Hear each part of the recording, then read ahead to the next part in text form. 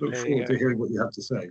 Henry, if you put the video link out there publicly, so it's fine by me, but will that restrict the number of questions that we get from the audience? No.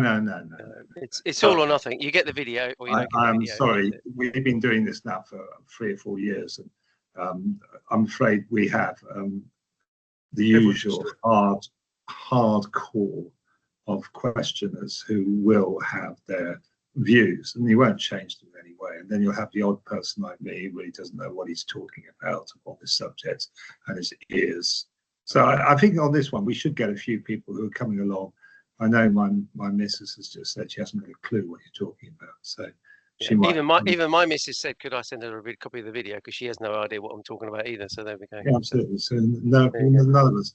We're all too old. We're in the dark. We're in the dark, Sam. This is new world. This is new territory. So you guys are in your 30s and 40s. We're in our 60s. Well, some of us are. 10:31. Thanks, Henry. Yeah, okay. I was just waiting for you to finish talking, Henry. Right, here we go. Admit all. Here we go. Morning, Alex. Morning, Andrew. Morning, Nina. Morning, JQ. Morning, Derek. Morning, Podreg. Morning, everybody. Thanks for joining. Morning, Thanks for joining. Morning. If you've just joined, morning, William. If you've just joined, if you could mute, please, that'd be good. Just to cut out any background noise. Morning, Nicola. Thanks for joining. Morning, Henry. Thanks for joining. Morning, Jim. Nicola, Natalia. And Nicola and Natalia and lots of lovely people. Thanks for joining. Okay, if you've just joined, as I say, if you could please mute, please, that'd be great. So excellent. Thank you very much to the women for turning up, because this has become a bit of an old farts conference, and we don't have any women. So thankfully we have this week. It's really nice to see you here. And we also have Rebecca. So there we go. Morning, Rebecca. Thanks for joining. Great to see you. Nice shirt, Henry. A lovely shirt, yeah. Henry's off to a Hawaiian barbecue afterwards, apparently. So do they do them for men as well? It does. Please. These are the new advertising here. This is bit of advertising. We can't see Henry. Go further back. That's it. It's Brook Taverner for any of you gentlemen that wish to buy one of Henry's shirts. And Playpen logos are extra, apparently. So there you go. Right, okay, it's now 10:33. Good morning, everybody. Welcome to this week's Pension Playpen event. We're going to enter the wonderful world of Bitcoin and pensions. Delighted that we've got Sam Roberts from Cartwright and Josh Spence from GPC, who will give us a little bit of a guided tour into the wonderful world of Bitcoin. Some background, probably Sam, you probably want to introduce yourself, Sam, as well, and Josh as well. But yeah, I hope you enjoy it. As usual, we are being recorded, so everybody thumbs up that we're being recorded. Nina, JQ, Derek, Podreg, William, brilliant. Okay, so being recorded. The video will be up later on today on the Pension Playpen website. And if you'd like to ask any questions, then please raise a hand. Henry and I very much like interaction. For those of you that join these weekly events, please interact and raise a hand. Or if you'd like to put any comments in the chat, we'll monitor the chat and bring you in. So without any further ado, Sam, I'll pass to you if you want to just introduce yourself. Then we'll pass to Josh, introduce himself. And then Sam, I think you've got a little bit of a tabletop presentation you want to give people. So I'll shut up now and pass over to you, Sam. And thanks in advance for your time. Thanks, Steve. I can hear a little bit of background noise just in case someone's introduced themselves. But so brilliant to be here. Thank you very much for the invite, Steve. So for those that don't know me, I'm Sam Roberts. I'm Director of Investment Consulting at Cartwright. And for those that don't know, Cartwright has been advising defined benefit schemes particularly, but corporate pension schemes generally for 40 years or so. And I joined about 9 or 10 years ago to really take their investment consulting team on the next leg of the journey, and we expanded quite quickly and had some good success.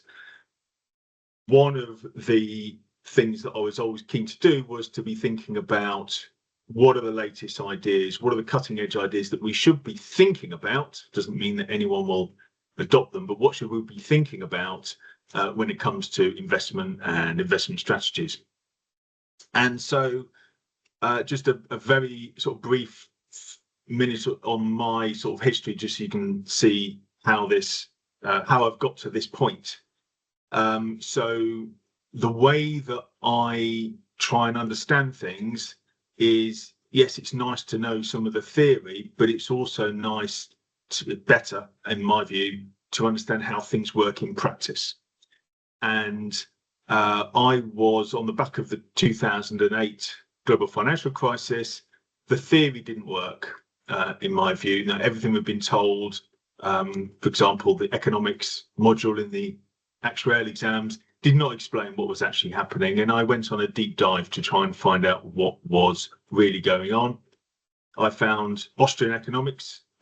That's a big topic in itself, so I won't go into that, but just to flag that, that's worth going into if you're interested. And that led me naturally to what is money and gold in particular. Now, bear in mind, this was 2010, 2011, really. And Bitcoin had been mentioned a couple of times here or there, but not really. I hadn't really heard of it, dismissed it out of hand. Gold was obviously real money. And then 2013 came around and Bitcoin hadn't died yet. And so I dabbled a little bit just to try and find out how it worked. I understand some of it. It seemed interesting, but didn't fully understand it.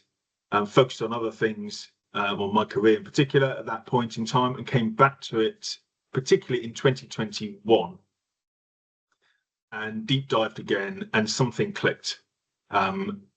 And we'll talk a little bit more about what Bitcoin is shortly. But in terms of bringing it to the institutions, at that point, it was really just a personal interest, a hobby, if you like, something that I found interesting and thought about in my spare time, until February 2022, when Russia invaded Ukraine. It wasn't so much that event, it was what followed, which was the freezing of $300 billion worth of foreign government bonds that Russia thought that it owned. And so that explicitly, in my mind, brought back counterparty risk into government bonds, and indeed government currencies generally. But we live in a wide world, a globalized world, lots of trading internationally. That then leads you to, well, you need an asset which can be traded without counterparty risk. So that naturally leads you to gold and actually Bitcoin as well. And then over the following couple of years, we were then, so that's February 22, following couple of years, we were then looking at, well, how can we bring this to market? What format? How should we position it? And all those kind of things. And some of you may have been, we did do quite a few professional trustee training sessions over that 2 or 3 year period. So some of you may have joined us for those. And that culminated in helping a client to invest in October 2024, a small allocation, a DB scheme. We can talk more about that as we go through. And so here we are. Right, I'm going to pause there. Josh, do you want to introduce yourself? Thanks, Sam. Morning, everyone. My name is Josh Spence. I'm from Goddard Perry Consulting. I'm a financial advisor there. I've been there since 2017 or so. I guess the reason why I've been asked to come on the call is more from the retail side of things, because I've been actively investing in Bitcoin outside of my sort of professional career since 2017 as well. So it plays in hand. I've seen the progression of where we were then and where the retail interest was and how things have got to where they are now. Sort of when I first was interested in Bitcoin, it was under $10,000, and we reached an all-time high in June of this year of about $122,000. There's been price action, there's been a lot of change, but also I've noticed a lot of change in the actual interest and who's been interested in Bitcoin and how they can get involved in it. So really here just to tune in on that side of things and any questions anyone has. And it's worth reiterating that point, isn't it? That it's actually good that we've got well, myself and Josh both on the call at the same time, because Josh comes at it from a retail investor point of view, and I'm coming at it from an institutional investors. So institutional, think obviously pension schemes. There's different flavors of pension scheme, but also companies themselves, their own assets, and charities' own assets. So I've got a table map, which is just to dip into, just to help us give some images or some sort of lists, which I can then circulate afterwards if you like. I mean, my goal for today is just, I'm not expecting anyone to sign on the dotted line, so don't worry.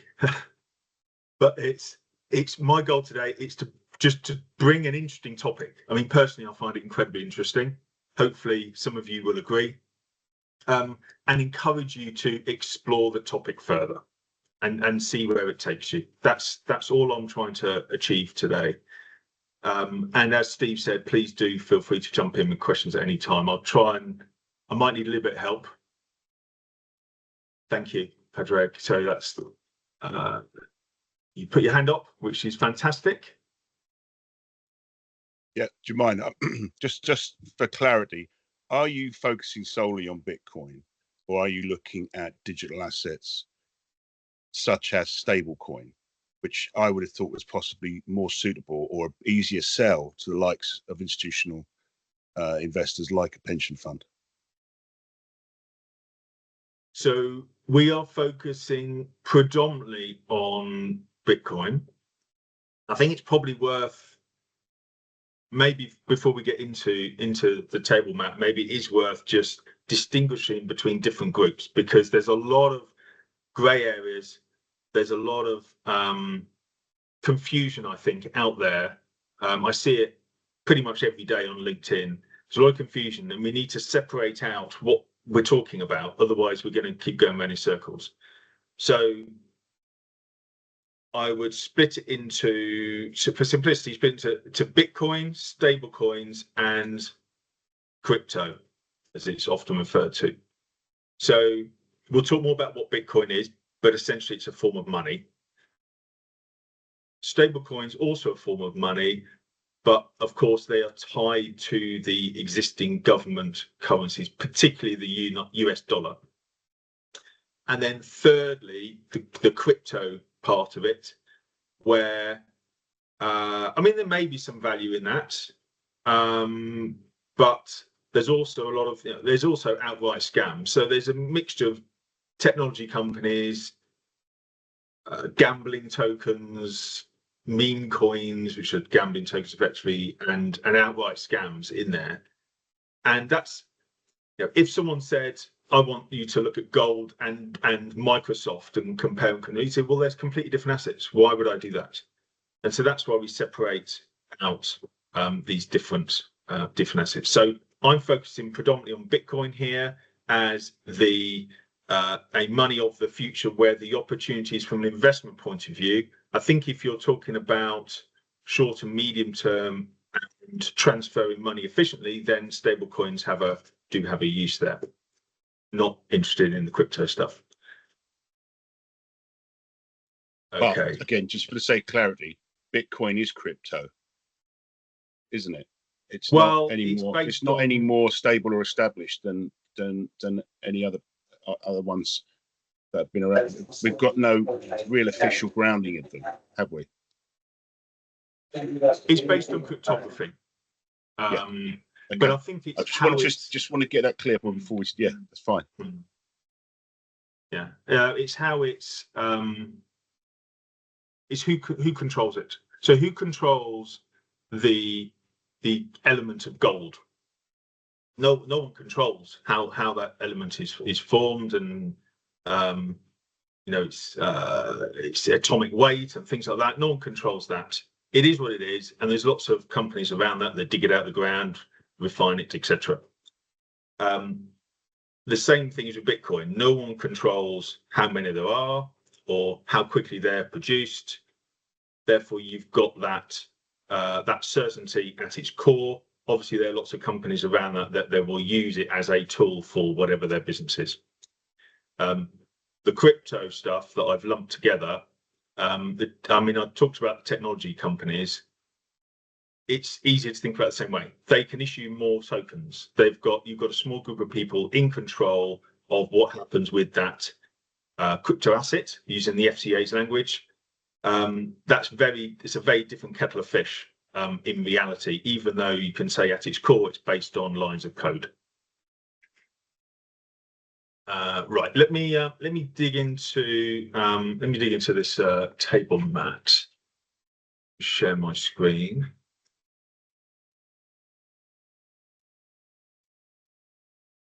Okay, let me zoom in here. Okay, so I'm going to focus on this number one for starters, and I think this is, so the context for this is that as trustees, imagine many of you are trustees, although maybe not all of you, but also investment consultants like myself.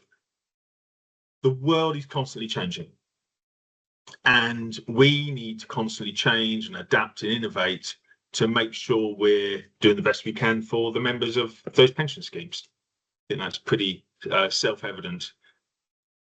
The UK pensions industry has got a long history of adapting to changing circumstances and incorporating new ideas. So some examples would be equities in the 1970s, and also then you had later home bias and tackling that issue, high yield bonds, 1980s, 1990s, real estate and hedge funds in the 2000s, private markets and LDI in the 2010s. So we've got a long history of this.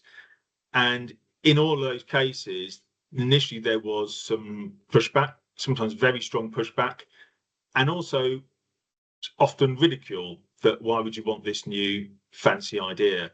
But over time, we've all come to accept them as normal once we've come to understand them and their proper place within a portfolio. So as the world, and we see it all around us, becomes more digital, it makes logical sense that the next big idea would be something digital.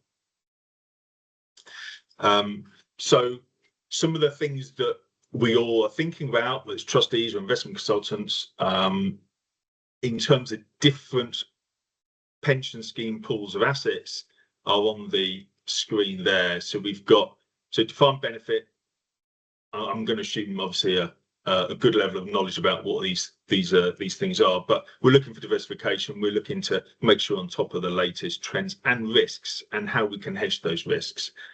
DC is a little bit different, of course, in terms of who takes the risk. But again, there are some portfolios that could that need to be considered. Are they getting the best risk return trade-off? And the DC market is arguably a more competitive market in the sense of companies are choosing which DC master trusts, for example, that they want to use. So some competitive advantage there can be useful. But the pensions are in themselves just tax wrappers for long-term savings. And there's some wider issues with long-term savings, which a handful are listed there. So this is looking at the general population and how they save money. And I think there was some study fairly recently about the extent of cash savings, which, okay, they were getting some interest rate, but in purchasing power terms, they are almost certainly losing value each year. We are in a monetary system at the moment, the pound, the dollar, the yen, euro, etc., which essentially that money is created by creating debt. And so debt is encouraged, and you then get in a vicious cycle. This is a whole topic in itself. Get into a vicious cycle in terms of you need to keep printing the money so the debt doesn't fall over and doesn't default. And so central banks and governments find themselves in a bind in that situation. And the temptation is to take the easy way out and to create more money to, in a sense, minimize the defaults, but also effectively to pay the interest on the debt that's been issued to date, which encourages more debt. A concern I have, particularly around DC, is that a lot of people out there don't understand what they're investing in. Now that's why we have specialists doing these things, whether it's fund managers or advisors or trustees. It's complex. Sometimes it's illiquid, and that's difficult to understand. Often it's expensive.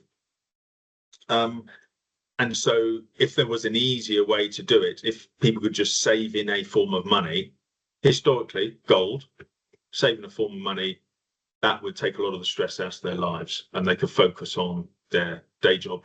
And lastly, so I can see there's a question. I'll come to you just one moment. I'll just finish this point on this slide. So the poor middle class are most affected by the current monetary system. And this is something called the Cantillon effect, which for those of you that are not aware already, this is where if you've got a certain amount of money in the economy, who has the power to create more money? So say it's Joe Bloggs has got the power to create more money. He creates that money, he goes into the market and he can buy at the existing prices. He can buy his apples, his bread, his milk at the existing prices. That money then filters through the economy as people realise there's more money than they thought there was, or there's more demand for their products in pound terms. And it's the poor and the middle class that tend to suffer the most from that, because it is the flowing from the central bank, but the banking system, the governments, large companies that get the money first in the current monetary system. It's the poor and the middle class that get it towards the end. And so they are then buying at the higher prices. Okay, so there's a question. Yes, Con. Con, do you want to unmute and ask your question, Con? Yeah, sure. Your slide refers to Bitcoin as being a portfolio diversifier for both DB and DC. My question is really a very simple one. To be a portfolio diversifier, the asset must have an expected return. So the question is very simple. What is the expected return from a Bitcoin, and where does it come from? And could you explain it in terms of cash flows for me? Yep, scribbling some notes there. So, okay, so this is where I think the analysis is a bit different to other things that we're used to. So we have, we've got most assets that we look at, we are looking at it from the point of view that the asset price, in my mind, is a fraction. So on the numerator is the value of the asset. So let's say it's the equity or the bond or the property, whatever it might be. And the denominator is the currency in which we're valuing it. Now, 99.9% of the time, maybe 100% of the time, sort of in this industry, we only need to focus on the numerator. We're measuring everything in pound terms. And so I think what's maybe fallen out of the analysis is the fact that the denominator can also change in value. And so I know you don't agree. That's all right. I'm not expecting a unanimous, well, hopefully not a unanimous in either direction. So we're very good at valuing the numerator. Now, that means that we're very good at analysing equities, bonds, property, and all the other asset classes that we're all used to on a day-to-day basis. But very little attention is on what is the value of the pound, the dollar, the yen.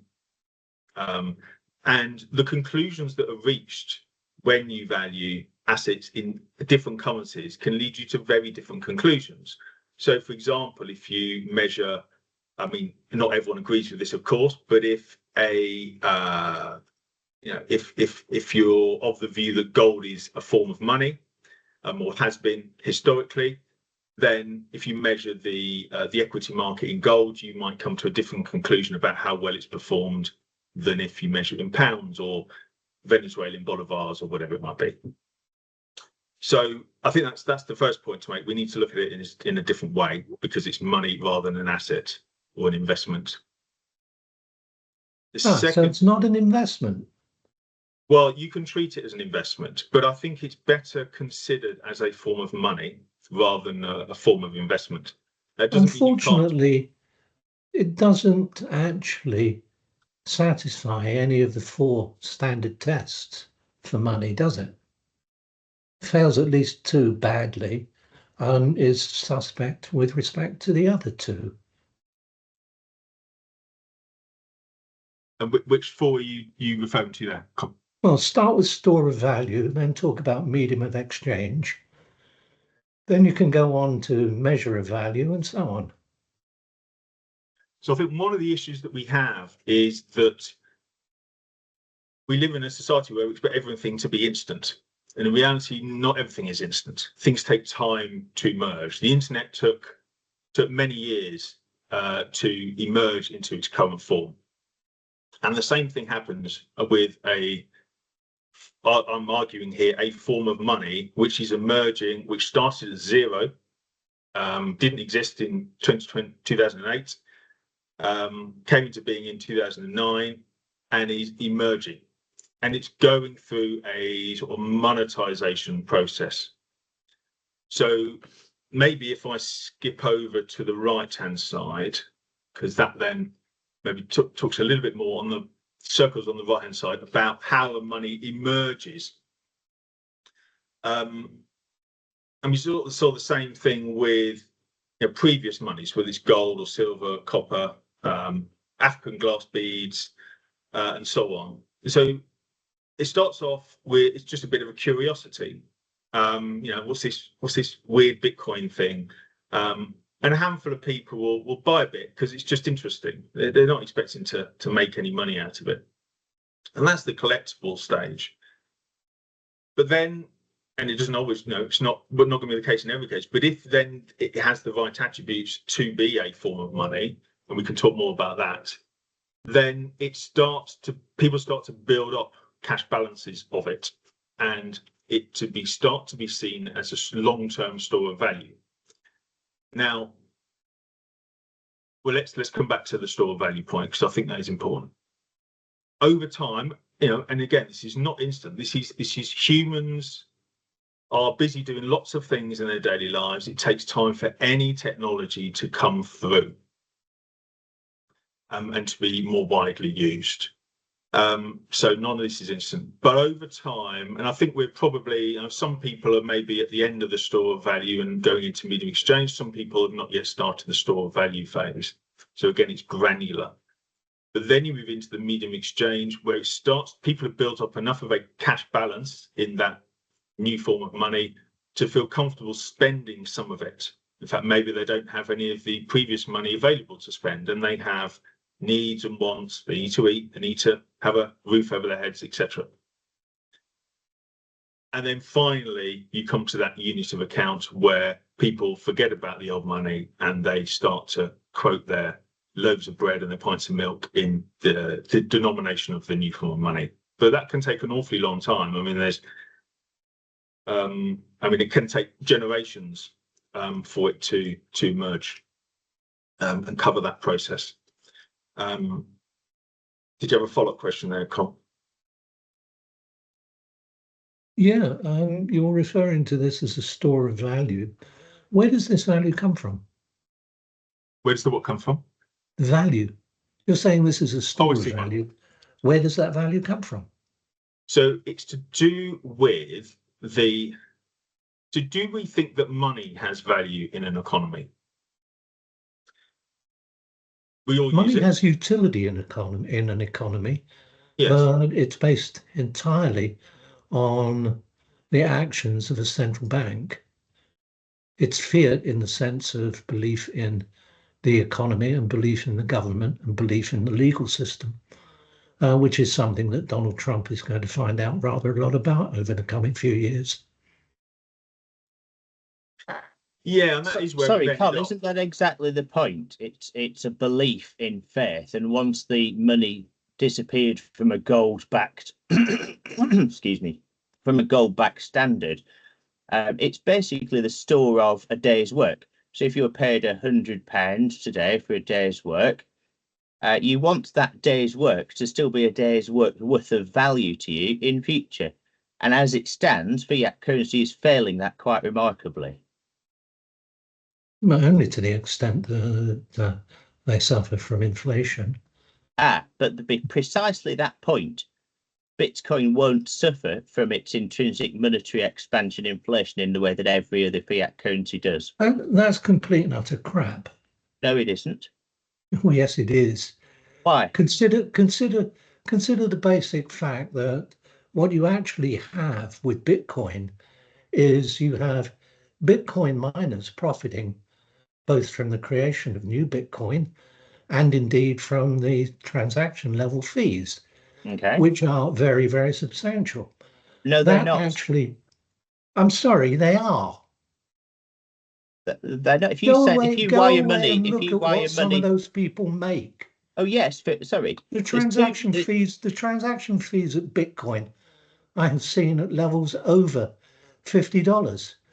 Try using something which has a transaction fee of $50 to buy a $2 item. It's significantly cheaper than the FX rates you're paying on a custody bank. Yeah, so we're currently transferring about £2 million worth of Bitcoin, and the transaction cost is going to be about 50p. So that's sort of the real life version. I agree they have fluctuated. It is a free market. If there's more demand than supply, then transaction fees will go up. But the Bitcoin mining industry is Actually, what you'll find is that when people want to sell, the transaction fees will be maximal, just as they were back in the periods when Bitcoin was under pressure. Okay. Anyway, that is enough, true. enough. But there are disagree. Carry on Disagree to with your disagree. presentation. Yeah, keep going, Sam. Might need to agree to disagree on that, Con. So, okay, so depending on how you want to use it, and this is the way to look at it, I think, is where is your life, your business, your organization? How does money touch those different elements of your life, your business, your organization? And the two key ones, or two key sort of headlines, are store value and medium exchange. But you can see there we've listed some of the other ways around the symbol as to how other people look at Bitcoin. But from a pension scheme point of view, particularly when we're talking about a defined benefit scheme or a lifestyle scheme within DC, you're looking at the store value and you're looking at how does that operate alongside other asset classes. And actually, one thing I didn't touch on, which you did ask, Con, was to do with what's its potential. And I think this is one of the things why, one of the reasons why we're focusing on Bitcoin rather than anything else, apart from the reasons I've already said, which the potential for Bitcoin as an emerging money are multiples higher than anything else. And that's when you look at that store value point of view. So it's worth reiterating, this is talking about a long-term store value. You have a form of money that is emerging, and there's a huge amount of opposition, hype, despair. These are all human emotions. Bitcoin is just confirming a new block of transactions every 10 minutes and doesn't care what any of us think about it. It just continues to confirm a new block of transactions every 10 minutes. So the price volatility that we see is related to that hype, that despair. Yes, some people use leverage and then get caught out. That's on them. Comes back to Bitcoin doesn't care. It's just operating as a payment rail. The Bitcoin protocol itself has no recognition of the price in dollar terms or pound terms or any other currency. So if we look at what is the potential for this market, if we look at what are the total global assets, so roughly 1 quadrillion, which sounds like a ridiculously high number, so it's roughly 1,000 trillion. That's what 1 quadrillion is of global assets. So what we've done there is, some of this data is a bit tricky to get hold of, but and not always consistent, but roughly that includes equity markets, bond markets, money markets, real estate markets, which is actually probably about a third of that. And then some of the smaller ones, such as gold and art and classic cars and so on. So all of these they're bought, or they're valued partly because, let's take the house that we live in, because it's useful, right? It's a utility, it's a consumer good. However, it's also partly used because people use it as a store of value. And I'm not sure it's always recognised or realised by those people, but it's because the other options are not very good. So the pound is not very good at storing value into the longer term, as we've all discussed, and there's big risks associated with it. So people get a bigger mortgage, get a bigger house, and then use that as their savings account. I don't think that's I think we see that, we've seen that over, through our lives. However, if we have, and I'm using the word if there, because not everyone would agree, but if we then see an asset that comes along that is a better long-term store of value, then there will be some migration from property, which is expensive, it's illiquid, it's got all these poor money attributes, to what is a better long-term store of value, which is liquid, hugely divisible, and all the rest of it. And so there's various estimates of what of that 1 quadrillion or 1,000 trillion is because it's been used effectively as a savings account or store of value rather than for its underlying utility. Various estimates, maybe a third of it, maybe half of it. Some people go even higher. But the point is, take one of those big numbers, apply a percentage for what you think Bitcoin could absorb from that, and you don't need a very high percentage to get to quite a high Bitcoin price. That's one way to look at it, but it's going to be up, it's up to each person to think about, how they see the world and how much confidence they have in any of those numbers. Right, I'm realising that there are quite a lot of questions in the chat. I haven't read them yet. So it's difficult to read and talk at the same time. I was trying to knock a few out for you there, Sam. Oh, thank you, Ian. Maybe we skim. So we've got, as I can circulate this afterwards. There's the client that we helped last year. So the important point there is, one, they've got a long time horizon, which I think is very important for this, and that goes to the sort of how reliable a store of value it could be over the short term with the price going up and down a lot. So we completely expect there to be short-term volatility, and also that it's a small allocation. So you can see that it's 3% in October. It's a small allocation within a well-diversified portfolio, which has got equities and property and credits and so on. So maybe I'll just drop down to these couple of things, which is a couple of things to leave you with, really. Now, you'd need to get, in some sense, this is jumping a bit far ahead in the conversation. There's no way that anyone would be convinced based on a half-an-hour chat. There's too much going on here. That people typically spend hundreds of hours before they can get comfortable with anything like this. But my sort of urging to you, encouragement, is to say, just treat it as any other asset class and apply the same analysis that you would to any other asset. So think through all the risks that you normally do. Think about what the expected return might be. Different people will come up with different views, as they do on every other asset, by the way. And think about the volatility and correlation assumptions. Make sure you've got an adequate understanding of it. And I think that's important before you dismiss it or you adopt it, given the world we're moving into and the risks in the economy. And just, these are all things which on the screen here you can see, which if it said equities, it said add equity to potential asset classes, and you just follow those steps, it would be nothing out of the ordinary. So I don't see why it should be different here. Alex, you got a question? Thanks, Sam. Just a quick one. I feel like I've gone quite a bit down the Bitcoin rabbit hole, so I think there's definitely a link there with pensions more generally, particularly from like low time preference point of view, kind of in terms of institutions that can ride the volatility. It feels like those with long-term investment horizons are best placed.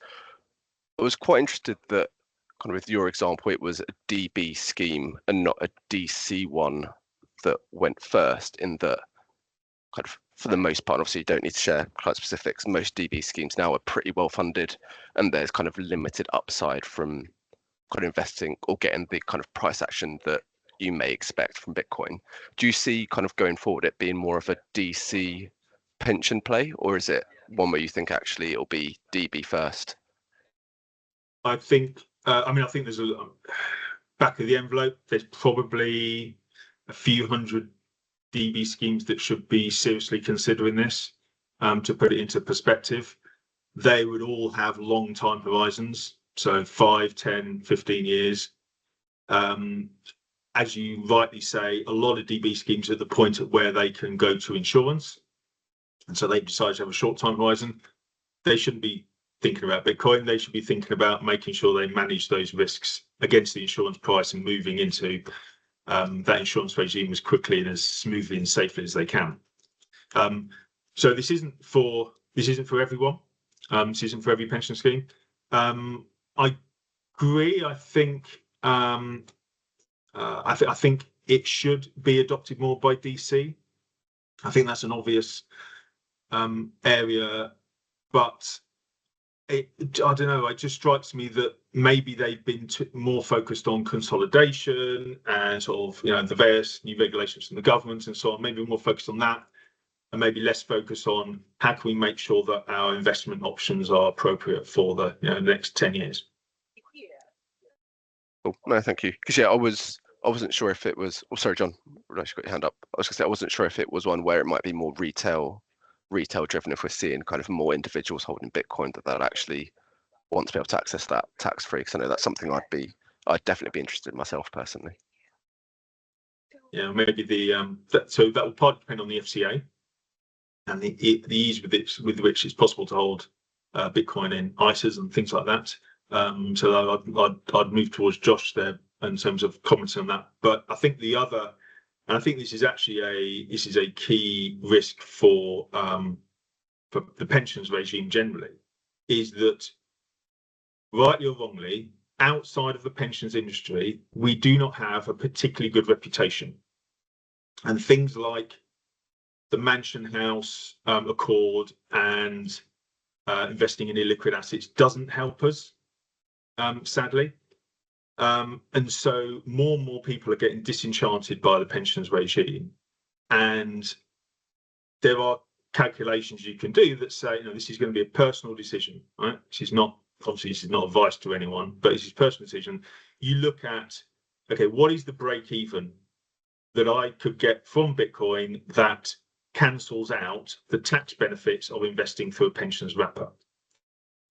I'm not going to mention any numbers because I don't want to steer in any particular direction, but it's some people out there are doing those calculations and realizing pension isn't all that.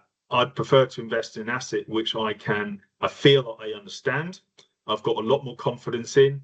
The ongoing costs are much lower, and I've got control. And that's what they're looking for. And the pension industry doesn't give people that at the moment. Okay, Sam. John, you got your hand raised, and I think we'll bring Josh in just to give that sort of retail side. John, yeah, go on. Well, it's really aimed for Josh, really. As an advisor,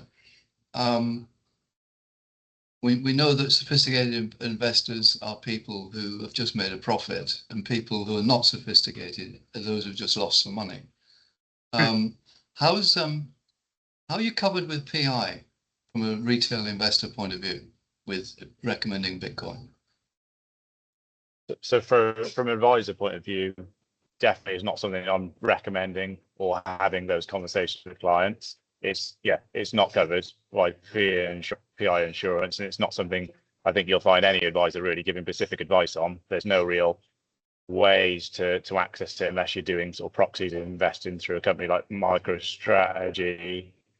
So at this point, there's no real formal regulation that's protecting clients if they were to get advice from an advisor around something like Bitcoin. So as an advisor, if I recommended this and it dropped 50%, my personal balance sheet's on the line. Potentially, yeah.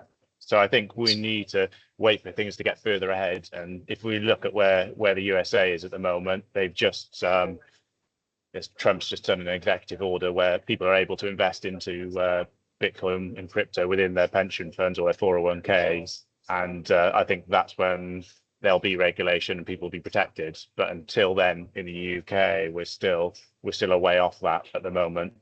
Well, don't you think that this idea of performance comes from what used to be called the greater fool theory? You've got to find somebody more stupid than you that bought to buy it from you. The 100,000 lemmings can't be wrong theory seems to be what's applying here. It's just you can't compare it with currency because you're only generating allegedly 21 billion of total assets. Whereas the pound, at least they can create more money, so they've got less chance of defaulting. Okay, the value might not be so great, but they can solve it with fiat money. This you can't do that in that way. It's all backed up by technology. There's no one for it to fail on per se. Like if you're talking about currency as an example, you've got potential errors that can come from human decisions. Where with Bitcoin in Pacific, it's the technology is all there, and there's no one who's sort of accountable for any change. It's already programmed into the blockchain. I wonder how we as advisors can get into a position where there's nobody to blame. That would be a fantastic product. I'd buy that immediately. Okay, but thank you. I think it's probably a work to add to that. I think it's worth adding, what is it that makes us wealthier as a society? And this sort of goes back to that fraction I described earlier, where assets are the numerator and the money is the denominator.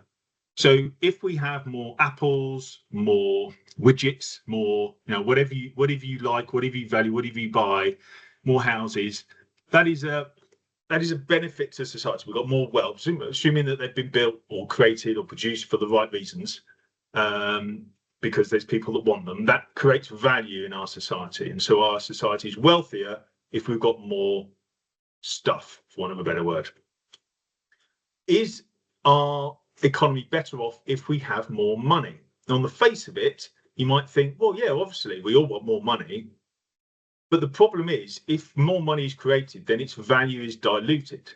And so it's not the amount of money that matters, it's its purchasing power. So for example, if I were to offer you've made a fundamental mistake there. People do not want more money all the time. What they want is enough. And in fact, if you can get rid of greed out of the system and get back to an equation where there was a proper distribution of money and there wasn't such a divide between have and have not, then you get a society that functions.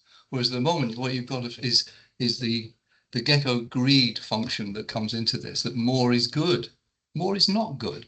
More is actually really bad for society. You need to understand that. I'm sorry, I only come from a background of 50 years of advising, so it's a hard lesson to learn, but enough is what people want. Yeah, but I think that goes back to the point you made there. It goes back to the Cantillon effect that I mentioned earlier about how money is created and how it is then distributed through society and who benefits and who loses, and the sort of the in short, but the money system we have at the moment is a key factor in leading to that wealth inequality that you've just described, and which leads to that wanting more money is better. Whereas I agree, I think it's more about we're in the society which tells us that more money is better, but actually it's not. It's about the quality of our lives that should matter more, and the way that can be supported is through a money that increases in purchasing power rather than reduces in purchasing power. But it's turning everything that you thought upside down, and that's why it's not it's not something that you can immediately that anyone can immediately grasp without digging deeper. And I'm not claiming this call is enough to do that either. So if I was to offer you, John, £100 or 100 yen, which would you choose? What for, and how long have I got to hold it? I'm just going to give it, well, however long you like. I'm just going to give it to you. Well, thank you. I'll take either. It's 100 more than I had before we had this conversation. Thank you. But if you took the £100, you could buy even more than 100 yen. It was both free. What's the problem? I have enough, and another 100 would make no difference. So, Okay. All We'll right. we'll send John's bank details after the call, Sam, if that's all right. That's very kind. Thanks very much. Love you too. Sam, sorry, as co-host, can I ask a quick question? Maybe you and Josh could answer this. Obviously, we've got the regulator on the institutional side, and we've got the FCA on the retail side. Surely one of the things bugging me is anti-money laundering, anti-bribery. Where did this money come from? The Bitcoin that you purchased last year, how do you know that's not from a drug cartel, an arms dealer, tobacco, a bank robbery in Leeds who just converted it to Bitcoin? How do trustees and or retail clients know where the hell this chunk of, I mean, people aren't buying one Bitcoin for $120,000 or whatever, but where did this how do you get over anti-bribery and AML? I am in the dark. Well, that's good. So, I mean, there's analysis you can do, because the transactions going back to all the way back to 2009 are all public. So if you have some particular Bitcoin, you can trace it all the way back. Obviously, it doesn't mean you owned it all the way back, but different people will have done. You can trace it all back to 2009. It's possible to do some level of analysis around that. But also, it's philosophically, it's a strange way of thinking about things, because that would mean that you would never accept any cash for any reason, because you can't trace its provenance. Josh, do you want to chip in? Yeah, no, I'd agree, especially cash. There's only so far you can go back. Yes, there is anti-money laundering, but people find ways around it. And I think with Bitcoin, at least it's an open ledger, and you can actually, if that really was an issue, and if the law find that was an issue, they could actually have a deep dive into it. So in some ways, it's actually easier to track Bitcoin than it is the US dollar or Great British pounds in some degree. And the level of the money supply that's used for nefarious means, let's say, is multiples higher in government currency than it is in Bitcoin. Now, you could argue that some of that is because Bitcoin hasn't been fully adopted yet, and that'd be a fair point.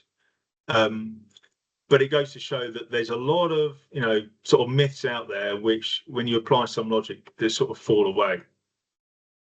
But I've seen a few questions pop up in the chat about energy consumption, which is something I've heard about since I've been involved in this side of things, which definitely there's no doubt of getting around this. It is there, and it does use up a lot of energy, but as the years have gone on, this is drastically improved in terms of where the energy is coming from and the renewable energies that it's using. And there's a particular reason why Bitcoin in the first place uses so much energy, and that's purely down to the proof of work and how secure things are. And I think security is one of the major things, and I imagine so from a trustee point of view, that's quite important. So that sort of, to some degree, plays in hand with it. I mean, I'll go further than that. I mean, I think it's Bitcoin and the way it uses energy is actually a net positive on the environment. So if we look at, the way the Bitcoin miners work, it's an incredibly competitive industry, and some do better than others, but their revenue, in simple terms, their revenue is Bitcoin, as was mentioned earlier. Their expenses are the cost of electricity. And so they are highly incentivized to find the cheapest electricity that they can. So that tends to be stranded or wasted energy. So it's not going to be used for anything else. So it could be helping to balance the grid. So at the moment, about £1 billion worth is wasted from wind turbines where the grid does not need the electricity, there's not enough demand, and therefore they basically just stop the turbines or just put the electricity into the ground. That's just wasted, just £1 billion worth.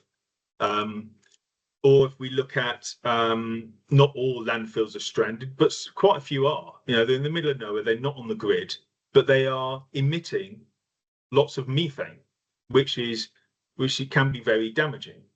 And therefore, if you instead burn that methane in a generator, water and carbon dioxide, which is much less polluting, dramatically less, like a factor of 100 less polluting, then you're taking that methane out of the circulation, out of the atmosphere.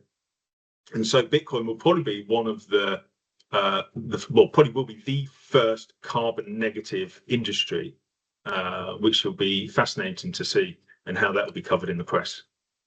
But even then, it goes even further. You look at, I mentioned earlier that Bitcoin is not for everyone, but it is for anyone that wants to use it. It is permissionless. Anyone can use it.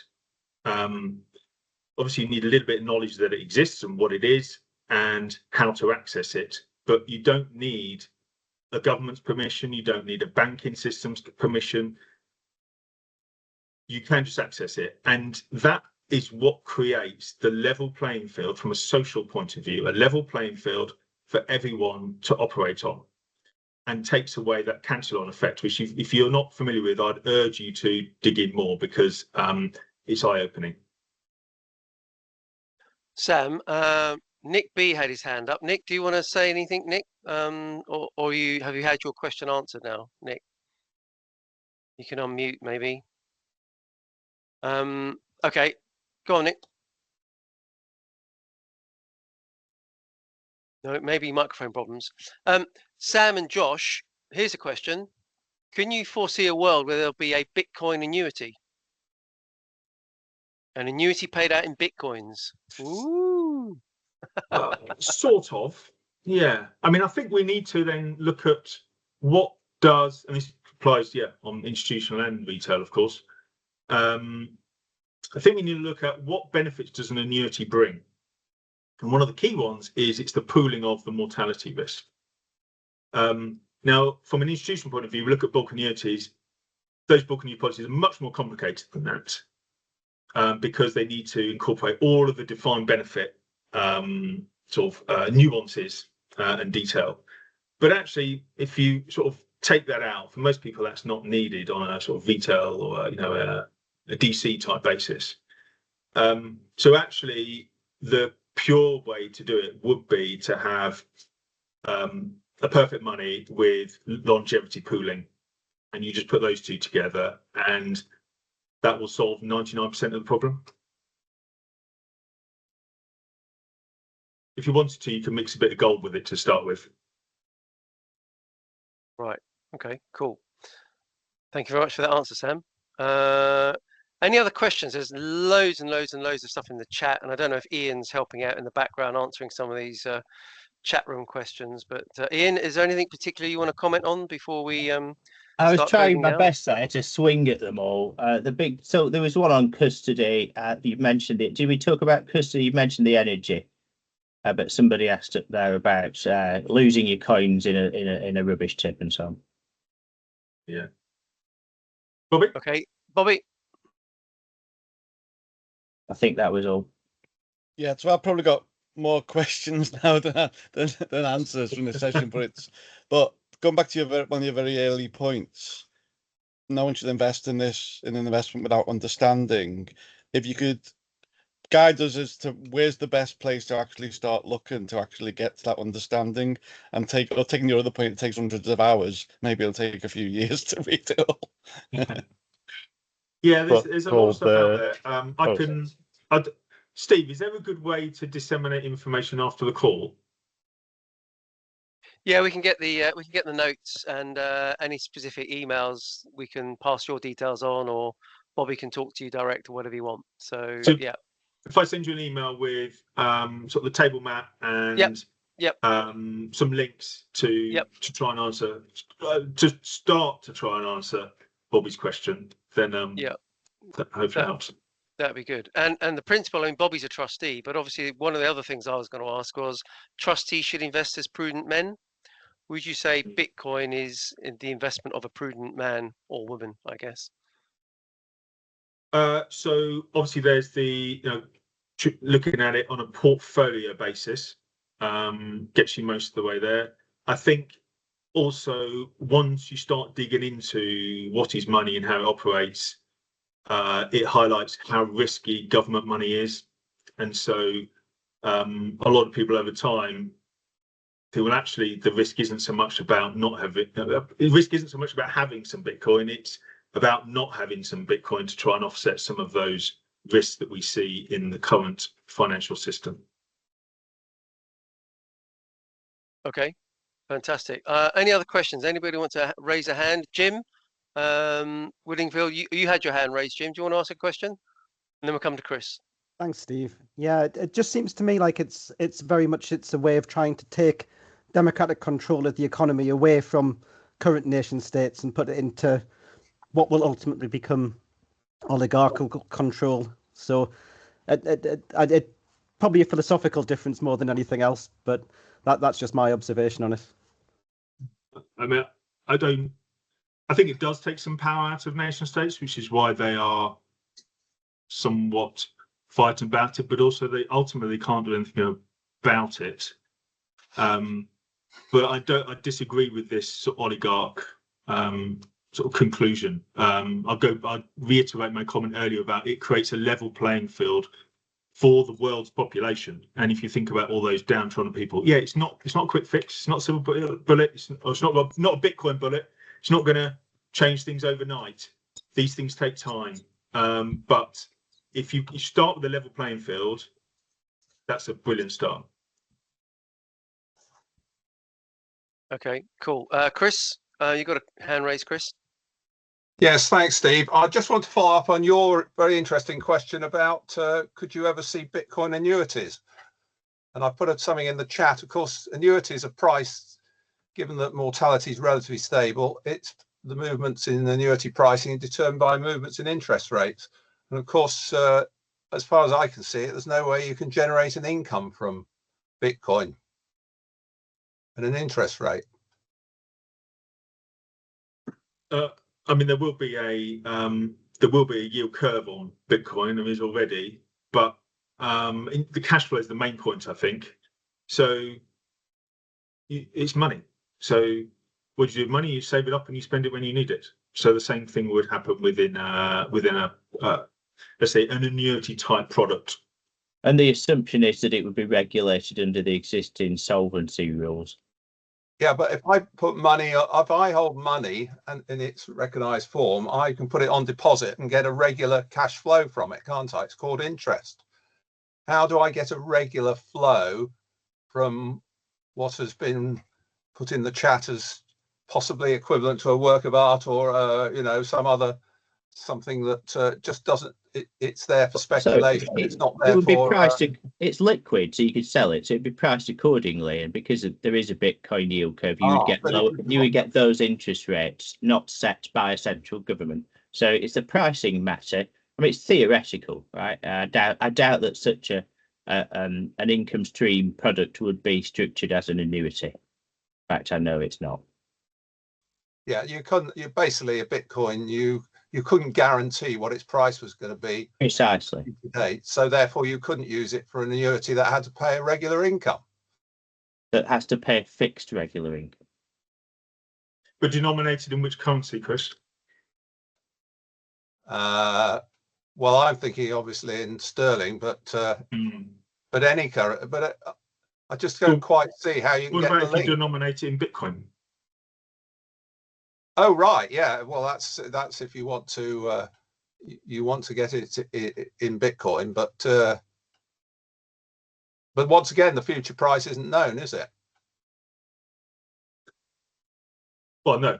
Well, in what currency? Again, it comes back to in what currency are you measuring everything, and why? Well, it doesn't matter what. I mean, Bitcoin, what's it trade principally in dollars, doesn't it? I mean, people trade in all kinds of other currencies. That's trading. I might trade apples for oranges. I don't measure apples in orange units.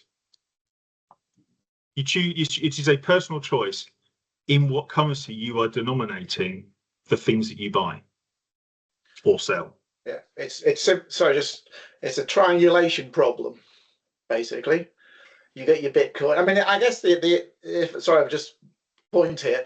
If you think about it, a lot of insurance contracts, commercial insurance contracts, are written in dollars. The reason being, it's considered a major holder of wealth and should cover most of the claims falling upon it. And I guess you could make the same argument about Bitcoin if you were positive in that area. That's a fascinating statement. It's considered, by whom, a store of wealth. It isn't. It's really not a great store of wealth. Dollars or Bitcoin? Dollars is a terrible store of wealth. The big beautiful bill is one of the most comprehensive spending packages in history, akin to the triple lock hit. It's remarkable. It's not a store of wealth. It's a destruction of wealth. May well be. However, most insurance contracts, because of its considered fungibility amongst other things, you go over to Lloyd's. Dollars are far bigger traded policies are far more written in dollars than they are in pounds or euro for that matter.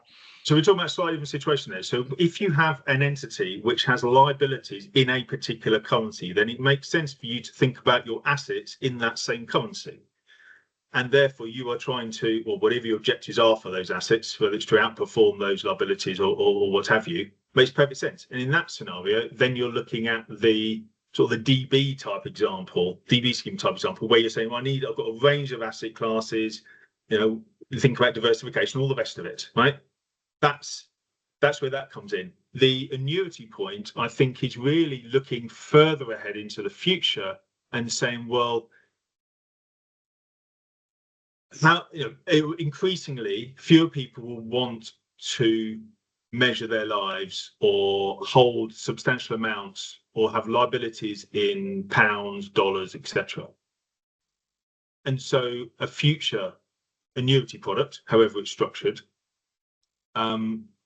makes a lot more sense if you don't have that liability aspect in a particular currency, to think more about what currency should you denominate in.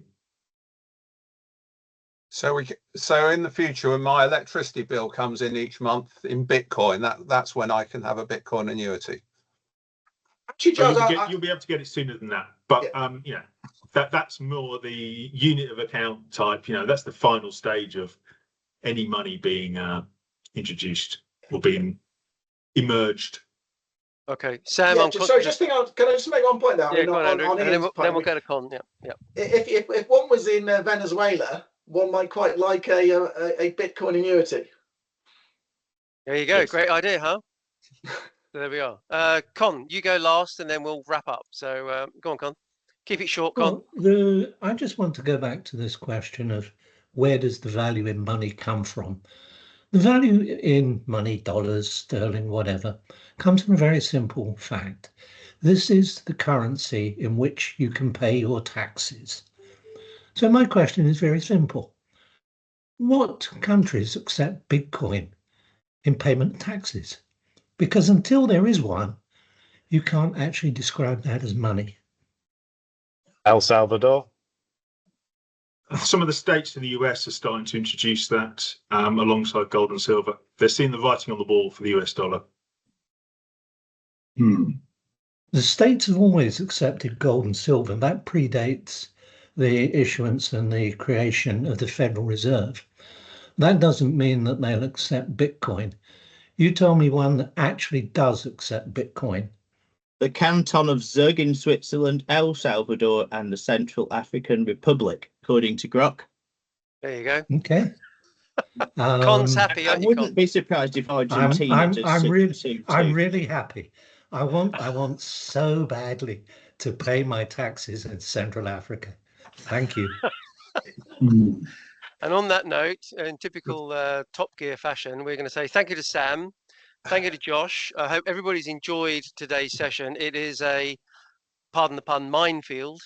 Do you get that pun, Sam? That's quite good. Yeah, it's bigger. It was a minefield of Bitcoin analysis, but very, very good, good analysis. And if you're involved with UK pensions, DB, DC, Master Trust, or even SIPs, look out because it's coming, I think. I don't think you can stop the juggernaut, as they say. So let's keep researching, let's keep talking. And Sam, thank you very much indeed for your input today. If anybody wants the slides, please contact me or Henry, and we'll send you the slides for today. And the video will be up on Pension Playpen in an hour or two on our media tab. So thanks again to everybody for joining. Hope you've enjoyed it. Steve, can I just come in and ask you, can you make a copy of the chat and circulate that? I'll try. That sounds Sorry, quite technical. I've been unable, because of the way the sun is here, I've been unable to read half of the comments in there. Okay. Thanks. Yep, that's fine. We haven't seen it yet. I'd like to say that this reminds me very much of Esperanto, which I wanted to learn because I thought it was the fortune of the language of the future back in the 70s. I hope it does better. But we'll see. Yeah, we'll see. All right. Yeah. Well, let's pray for peace in the East, peace in the Middle East, and thank everybody for joining. And look forward to seeing you next Tuesday when we've got Shahil Shah talking about tipping points and green investment with Bobby Ridaway.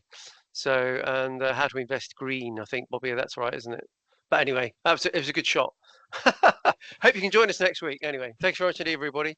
Enjoy the rest of your day. Enjoy the rest of your week. All right. Thanks a lot, Sam. Cheers, Josh. All right. Bye. Bye.